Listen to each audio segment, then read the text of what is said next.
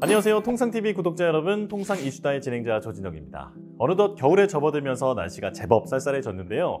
오늘도 세계 곳곳에서 벌어지는 주요 통상 이슈들 알기 쉽게 소개해드리도록 하겠습니다. 첫 번째 소식입니다. 구독자 여러분, 최근 전기차 시장이 다시 살아나는 분위기라는 거 알고 계신가요? 불과 얼마 전까지만 해도 전기차 캐즘, 그러니까 대중화의 벽에 부딪혀 일시적으로 성장이 정체되는 상황이었는데요. 그런데 지난 9월 전 세계 전기차 판매량이 사상 최대치를 기록했다고 합니다. 드디어 전기차 캐즘이 끝난 걸까요? 함께 살펴보시죠.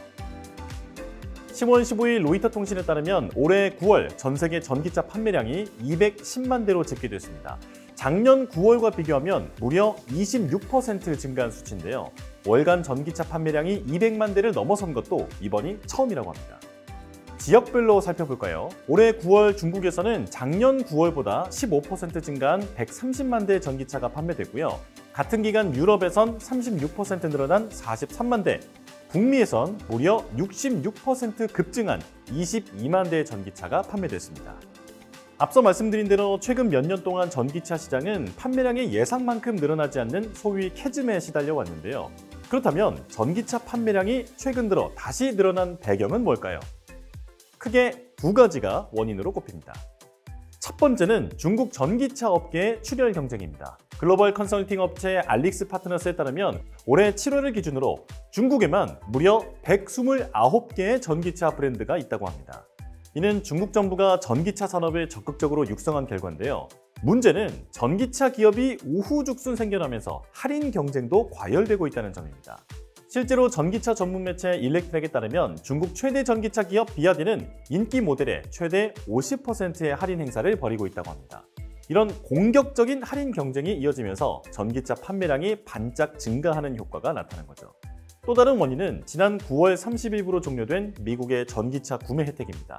그동안 미국에서는 전기차를 구매하는 소비자에게 세액공제 방식으로 최대 7,500달러의 보조금을 지급해 왔는데요. 10월 1일부터는 보조금 혜택을 제공하지 않기로 하자 많은 소비자가 서둘러 전기차 구매에 나선 겁니다. 이 때문에 미국에서 전기차 판매량이 갑자기 크게 뛴 셈인데요.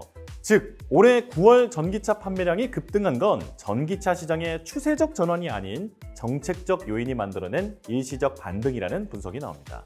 게다가 전 세계적으로 전기차 보조금이 줄어드는 추세도 전기차 시장의 불확실성을 키우는 요소가 되고 있습니다. 10월 14일 월스트리트 저널에 따르면 미국뿐 아니라 캐나다도 전기차 판매 의무제 시행을 보류했고 영국과 유럽연합 역시 배출가스 규제와 전기차 전환 목표를 완화하거나 연기하는 분위기라고 합니다.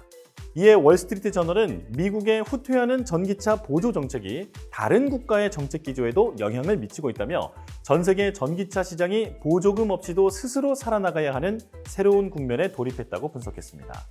여기에 중국 정부도 자국 전기차 산업의 과도한 가격 경쟁을 억제하겠다는 입장인데요.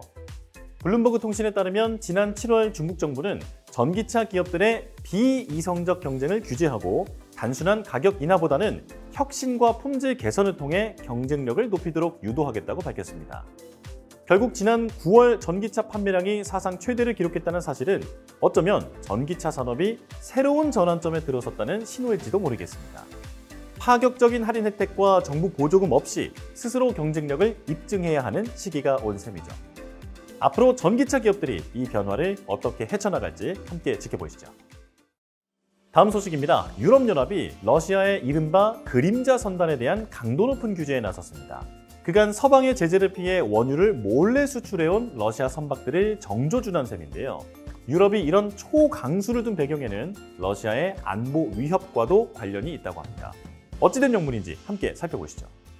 10월 23일 유럽연합 집행위원회에 따르면 전날 유럽연합 회원국들은 러시아의 원유와 천연가스 수익을 겨냥한 제19차 제재안에 합의했습니다. 구체적으로 2027년부터 러시아산 천연가스 수입을 전면 금지하기로 했고요.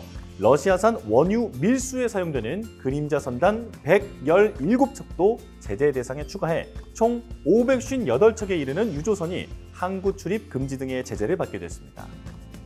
그림자 선단은 러시아가 2022년 우크라이나 침공 이후 서방의 원유 수출 규제를 피하기 위해 운영하는 비공식 해운망을 말하는데요. 사실상 전쟁의 자금줄 역할을 하고 있다는 평가를 받습니다. 이 그림자 선단은 국적을 감추거나 제3국의 회사를 통해 서류를 위조하는 방식으로 서방의 제재를 회피하는 것으로 알려져 있죠. 특히 최근 로이터 통신에 따르면 유럽연합은 회원국들에게 아예 러시아산 원유를 실은 그림자 선단 선박에 올라가서 직접 조사할 수 있는 권한을 부여하는 내용까지 검토 중이라고 합니다. 이처럼 유럽연합이 러시아의 그림자 선단 문제를 심각하게 보는 이유는 단순히 러시아가 원유 수출 제재를 피하고 있기 때문만은 아닙니다. 그림자 선단이 단순한 밀수 행위를 넘어서 유럽의 안보 위협으로도 부상하고 있기 때문이죠. 가령 작년 겨울 발트해 인근에서 해저 케이블이 수차례 절단되면서 인근 국가의 통신과 전기가 끊기는 일이 벌어졌는데요. 유럽 내에서는 러시아의 그림자 선단이 해당 해역에서 일부러 닻을 내려 운항하는 식으로 해저 케이블을 파괴한 것으로 의심하고 있습니다. 여기에 최근 폴란드를 비롯해 유럽 각국의 상공에서 러시아 드론이 영공을 침범해 전투기들이 출격하는 일이 발생했는데요. 여기서도 그림자 선단이 일종의 드론 항공모함의 역할을 한 게 아니냐는 의구심이 제기되고 있습니다. 실제로 지난 10월 1일 프랑스군은 대서양에서 서아프리카 베냉 국적의 유조선 한 척을 납포했는데요. 이 선박이 덴마크 인근에 항해했을 때 마침 정체불명의 드론이 출몰했다고 합니다. 물론 러시아는 자신들이 그림자 함대 운용이나 드론 출몰과는 관련이 없다는 입장을 밝히고 있죠. 다만 현실적으로 유럽연합이 그림자 선단을 단속하기는 쉽지 않을 전망입니다. 현재 러시아는 그림자 선단을 통해 인도나 중국 같은 제재에 동참하지 않는 국가들로 원유를 수출하고 있기 때문인데요.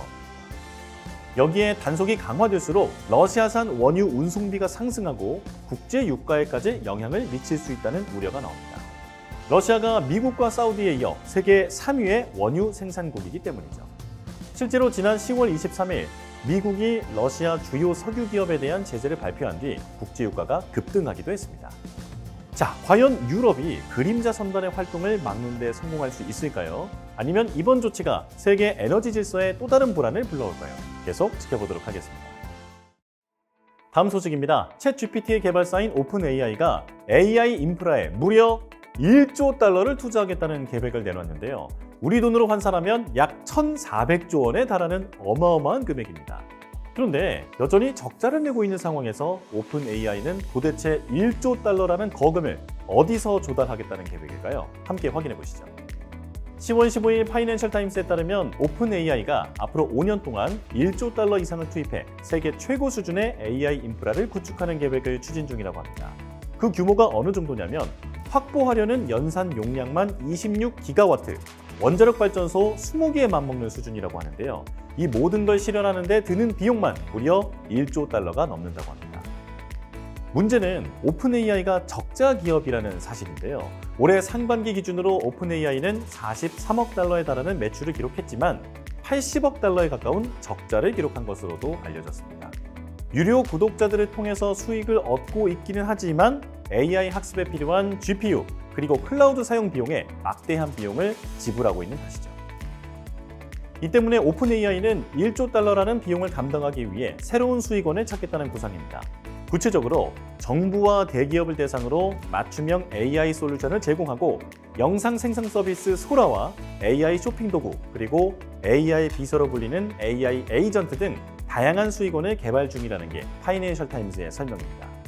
그럼에도 금융권에서는 이런 오픈AI의 계획을 바라보는 시선이 곱지 않은데요. 이른바 AI 거품론 때문입니다. 실제로 10월 22일 월스트리트 저널은 오픈AI와 다른 빅테크 간의 이른바 순환 거래가 AI 거품론에 대한 우려를 키운다고 보도한 바 있습니다. 대표적인 사례가 올해 9월 발표된 엔비디아와 오픈AI의 파트너십인데요. 엔비디아가 오픈AI에 최대 1,000억 달러를 투자하고 오픈AI는 다시 엔비디아의 칩 수백만 개를 구매한다는 게 파트너십의 주요 내용입니다. 특히 오픈AI는 엔비디아뿐만 아니라 마이크로소프트, 오라클, AMD 등 다른 기업과도 비슷한 형태의 파트너십을 맺은 상태죠. 문제는 이런 순환 거래가 2000년대 닷컴 버블 때와 매우 유사하다는 사실입니다. 월스트리트 저널은 이런 식의 거래가 꼭 문제가 있는 건 아니지만 여전히 AI 산업의 수익성이 불투명한 상황에서 자칫 닷컴 버블 상황이 재현될 수 있다고 우려했습니다. 실제로 지난 2000년대 닷컴 버블 당시에도 기업 가치가 실제 실적을 넘어 부풀려졌고 일부에서 순환 거래와 같은 방식으로 거래가 돌아간 뒤에 시장이 빠르게 꺾인 사례가 존재합니다. 그럼에도 오픈 AI는 투자를 멈출 듯이 없어 보이는데요. 최근 포춘 보도에 따르면 샘 올트먼 오픈 AI CEO는 더 과감한 계획을 구상 중이라고 합니다. 구체적으로 오는 2033년까지 연산 용량 250기가와트를 구축하겠다는 목표를 세웠다고 합니다. 전문가 추산으로는 이 규모를 실현하려면 현재 가치 기준으로 1조 달러, 한화로 1경 7,700조 원이 넘는 비용이 들 수 있다고 합니다. 자, 과연 오픈 AI는 이번 투자를 통해 진짜 혁신을 만들어낼 수 있을까요? 아니면 20년 전 닷컴 버블의 그림자가 다시 드리워질까요? 오픈 AI의 거대한 도전, 어떤 결과를 이어질지 한번 지켜보겠습니다. 자, 오늘도 핫한 글로벌 통상 이슈들을 함께 살펴봤습니다. 저희가 전해드린 정보가 유익하셨다면 좋아요 그리고 구독 버튼으로 응원 보내주시기 바랍니다. 지금까지 통상 이슈다의 조진혁이었습니다. 고맙습니다.